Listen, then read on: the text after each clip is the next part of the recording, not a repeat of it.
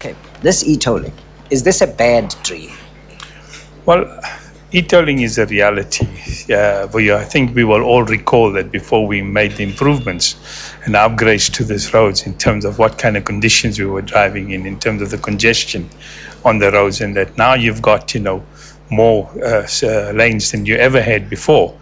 And because of given the challenges that we face in our country regarding the infrastructure program in South Africa, and how do we fund this infrastructure program of ours going forward, we use tolling just as an instrument, but we use it very selectively. Toll roads in South Africa has been around here for over 20 years. Toll roads is not something new. The only difference in this particular project is that the method of collection. We couldn't have plazas at all of these places over here, bring the traffic to a stop. So this has brought in a huge amount of efficiencies in terms of the collection system, and of course the new technologies that we've brought in. And very importantly, people are forgetting that we have created 1,200 new jobs that we talk here about. And I don't see anybody going around trying to see those people who have got jobs, and some of them for the first time in their life that they've got a job, to say that tomorrow you're going to.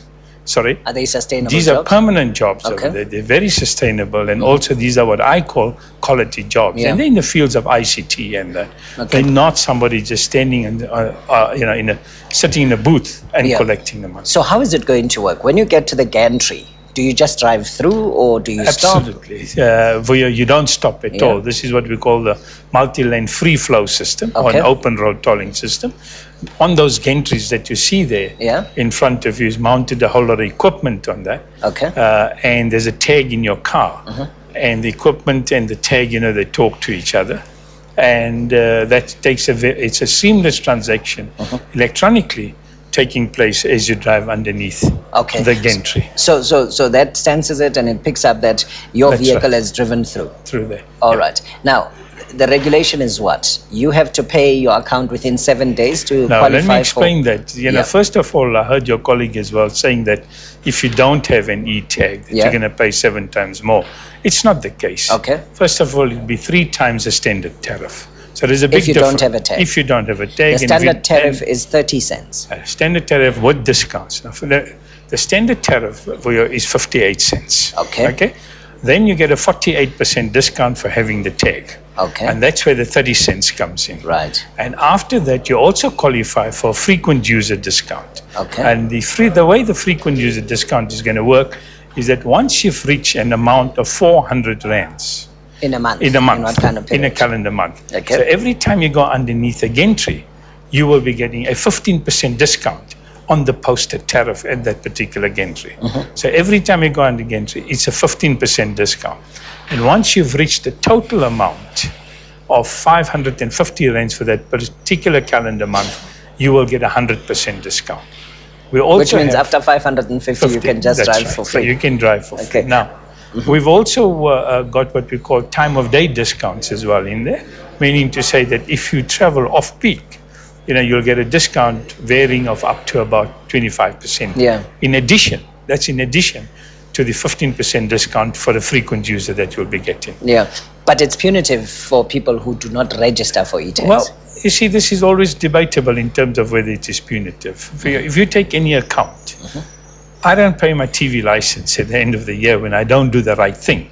What do? You send me all of these notices, which we will also send to people to say that, first of all, you've got a grace period of 7 days in which to go and pay your account. Okay. If you're not registered. If you're not registered, right, you go down to the centers or to call up the call center and say, listen, here's my number plate. I have traveled on the roads. We will check the records. You will be told how much you owe, and you can pay within 7 days. And if you do that, you come back to the standard tariff. Standard. It's only that if you do not pay within the 7-day grace period over there, that what will happen is that you will then have to pay the higher fee. Now, where do you pay? There's a collection fee. Yeah, where do you pay? You'll have to pay the call centers. You can go into a bank and pay as well. We're making the arrangements. Can't you pay at supermarkets? Not yet, Vio, but that will come on stream within the next couple of months. You can pay. You should be able to do grocery shopping. But okay, at the heart of this thing, I think the unhappiness is that cost of living in South Africa is very high. right now. The cost of fuel is very high. I mean, I don't know, what do we pay now? 11 rand per 94 litre of if you- petrol, right? And then there's all of the other costs that have gone up. I mean, is there another way of dealing with this so that you ameliorate the impact on the pocket of South Africans? Yeah, this is exactly what we've done. If you take into account the benefits that accrue to you as a traveler in terms of time saving, we all, I think, everybody agrees that those of the people who are traveling around on these roads, on the improved roads, are saving time. There's also the vehicle operating costs that you are saving, that you don't have the stop-go, etc. So there is a reduction in terms of your fuel cost as well. If you take all of this into account, then you can see that the tariff that we've actually posted now, the discounted tariff, is a very reasonable tariff. In fact, the benefits are much higher than the actual cost. But I mean, the 550 rand in your pocket is just additional to but you 11 rand 94. Yes, but you may not actually reach the 550 rand. But whether it's 250 rand or wherever. No, agreed, But you must take into account that there is that benefit. Like, for instance, if I save 5 or 10 minutes on my journey, if you earn, say 100 rands an hour for argument's sake, or 50 rands an hour, if you take that into account, that's an actual saving. That we become more productive as well as a country in terms of being able to move our goods and our people smoother and quicker. Some of the gantries are close to one another, though. I mean, the distances between the gantries, are they standard? How did you arrive at placing one gantry here and another gantry at another place? Look, this is what you call unidirectional tolling, and that one of the systems that we could have used was what we call a completely closed system. And that would have mean that, the entire network could have been closed, and that you don't have an opportunities as you have currently. But, you may use the road and not pay for it. In other cases, that you will pay for it. We tried to standardize this thing at about average of about 10 kilometers between gantries to try and make it as equitable as possible. Okay. Angela says, we're a small business, 60 kilometers out of Joburg. We buy and sell used cars. Most of our customers are in Johannesburg and Pretoria. We cannot buy e-tags for every used car purchased. And if the vehicles is to be removed, we will have to use the toll roads. We would like to find out if it is possible to buy an e-tag for our garage plates. Our cars are dealer stocked, have no valid license. Yeah. Look, we are talking to people like that. People like Angela should come and see us as to what arrangements we can make. But basically what we want each car to have its own tag.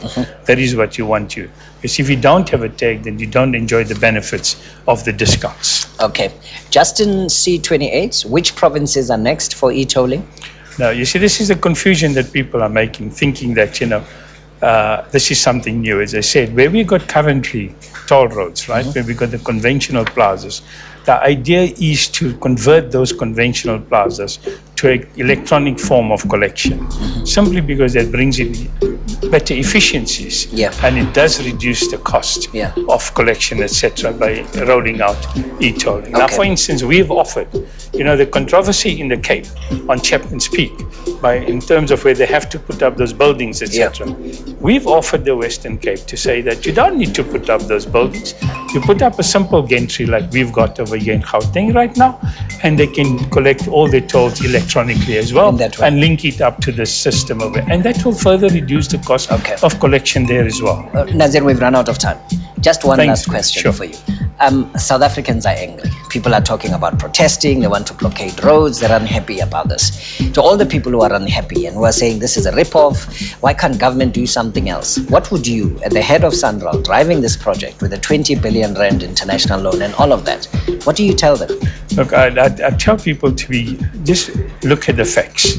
And, we must try and remove our emotion from this, difficult as it may be. But let us look at the facts. Let us look at the overall benefits that we all get as individuals and as a country, and you'll find that this is actually a very good project to have. If it wasn't for the method of collection that we've got, and in terms of funding it through the user pay principle, we'd not have had these improved roads, and we got to look at that. Okay. Nazir, thank you very much. So much to talk about. I'm sure we'll invite you to come back again. I'm sure we'll talk again. Thank you very much.